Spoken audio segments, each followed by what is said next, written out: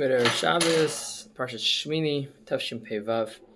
I'm in the Beit Knesset here, Baby Dressor Lumi, BMTL, otherwise formerly known as Rabbi David Shul. There's a fascinating parsha for us. Parshat Shemini is, according to the overwhelming majority of the Farshim, the 8th day of the Yemei Miluim, and according to the Machlokas that's happening, even Lo Bizmano, meaning Parshat Shemini happened. Just this is not the specific moment that it happened. It happened at a different point in time. According to the Ramban and many other Farshei Pshat, this literally is the 8th day, right here, right now, at this particular moment. And if you look at the 8th day, what is the focus of this day in particular? It seems to be the actual inauguration of Aharon and his sons, Nadav and Avihu in particular, becoming the Kohanim, those who are Misharet HaKadosh Baruch Hu. Now, with that being said, beyond the notion of them becoming the Kohanim, the ones who are actually serve HaKadosh Baruch Hu, that's an idea that I've been hearing a lot from my father-in-law and my brother-in-law with regards to many other doctors have heard also about the concept of see one, do one, and teach one. This is their doing. This is them actually no longer for 7 days preparing and seeing Moshe be in charge and doing it with him. Rather, he's on his own. So now comes a moment, or several moments, that are really important. Number one, there's Aaron being afraid of approaching the Mizbeach. His fear coming from the Egel Zahav, and how when he sees the Mizbeach, how the Karens, the horns, the corners of the Mizbeach remind him of the Egel Zahav, and he's afraid to come forward. He doesn't see the Shekhinah right away. He's nervous. Moshe Rabbeinu, why am I being brought here? There's the event of Aaron's sons, Nadav and Avihu, bringing the Eshes Zara, whether it be the Ktoret, or whether it be being brought in the Kodesh HaKodashim, or brought on the Mizbeach Panimi, or the Mizbeach Zahav. There's the halachot of drinking yayin afterwards when you go to the Kodesh. There's other lists of korbanot that are brought in the Yemei Miluim itself, and later on we get up to eventually the foods that are permissible or not permissible to eat from the prasa, as well as shoshat sesa, the chewing your cud and having split hooves, as well as the kaskeset and snapir, having the skins and fails of the fish. Lastly, having eventually the birds, and then different kelim become tamei from tumat, masa, matan, naga, things that came in contact with directly tuma. What's the point? What's this all about? And there's a great idea by Rabbi Dr. Norman Lamb about the difference between kedusha versus kavod, and something that Ramban actually focuses on. And with this in mind, I can go first to the Ramban and afterwards explain Rabbi Sachs and even Rabbi Dr. Norman Lamb. The Ramban says something fascinating in our parsha. He says, with regards to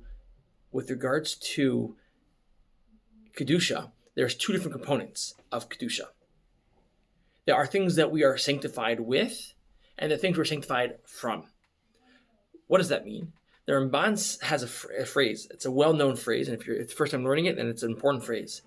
There's something called being a naval b'rashut Torah. You can be a scoundrel in the eyes of the Torah. What does that mean? It means I could do something al pi halacha that was mutter, but all Chazal, as Rabbi Yonatan Sachs would like to say, that's not Ratzon Hashem. That's not Hashem wanted from us. What does that mean? What is the Ramban trying to tell us? With regards to food, the Ramban says there are things that are mutter for us to eat, and the things that even if it's mutter, there's a certain level of holding ourselves back.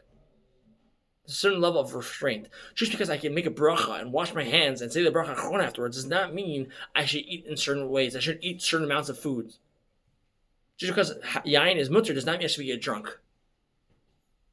With those ideas and those concepts, Rabbi Dr. Norman Lamb explains, just like the Ramban was pointing out, there's a difference between forms of kedusha, based off his understanding of kadosh, of separating ourselves from things that are not going to help me be kadosh, like things that are causing me to be tamei, as well as things that will help me be kadosh, and even remove myself from those things that are mutter, but I have to elevate myself.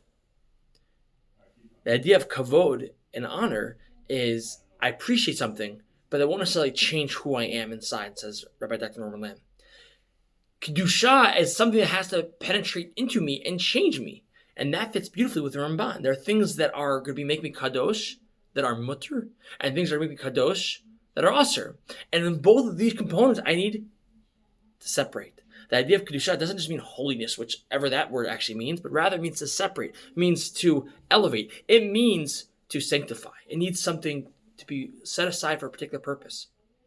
Am Yisrael is set aside for a particular purpose. The avoda in the Beit HaMikdash is for a separate purpose. Different days of the week, like Shabbos, has a separate purpose. It is sanctified. It is designated.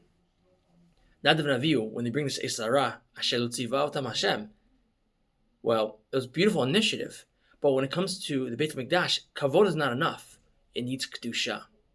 And at the very end of the parsha, actually, gives us really the major understanding of what it is that Hashem wants from us.